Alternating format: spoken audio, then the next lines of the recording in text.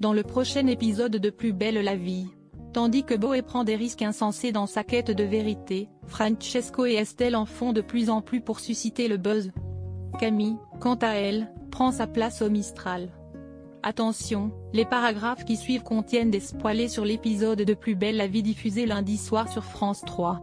Jean-Paul fait part de ses découvertes à Léa, s'il ne peut pas utiliser la boucle d'oreille de Samia comme preuve sans dire qu'il est entré par effraction chez Maché. Il a au moins compris que ce dernier n'a, comme seule famille, que ses collègues de la police municipale. Jean-Paul espère ainsi faire éclater leur bande pour découvrir la vérité. De son côté, Maché s'aperçoit qu'un cadre photo n'est pas à sa place dans son salon. En vérifiant ses images de surveillance, il se rend compte que Jean-Paul a fouillé chez lui et a mis la main sur la boucle d'oreille qu'il avait tenté de cacher. Pendant que Léa s'emporte à nouveau contre la femme dont elle ne partage pas les idées au sujet du coronavirus au lieu de lui présenter ses excuses, Jean-Paul tombe dans un piège. Il apprend que l'alarme d'un entrepôt municipal s'est déclenchée et tient à se rendre sur place en compagnie de Maché et de son collègue. Ceux-ci prétendent que l'alarme du hangar pour la maintenance des véhicules municipaux ne fonctionne pas bien. Mais sur place, Jean-Paul découvre que l'hangar contient des produits toxiques.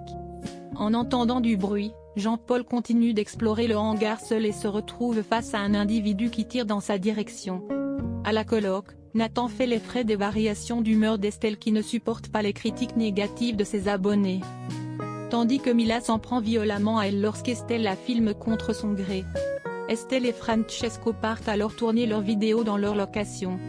Pour déjeuner, ils se filment en train de manger des sandwichs, avant de se rendre compte que ceux-ci sont périmés. Interrompant leur tournage, ils tournent une nouvelle vidéo au bar du Mistral, dans laquelle Léo apparaît en train de prendre leur commande. Lorsqu'Estelle et Francesco postent leurs vidéos sans lui demander son avis, Léo s'intéresse davantage à ce qu'ils font. Il est invité dans leur villa et se moque de l'aspect artificiel de leur démarche censée être authentique. Emma présente Camille à Franck, qui affirme les considérer désormais toutes deux comme ses propres filles. Puisque Camille souhaite retourner à l'école, Blanche lui fait passer un test pour évaluer son niveau scolaire. Plus tard, Blanche lui annonce qu'elle a le niveau d'une élève de 3e.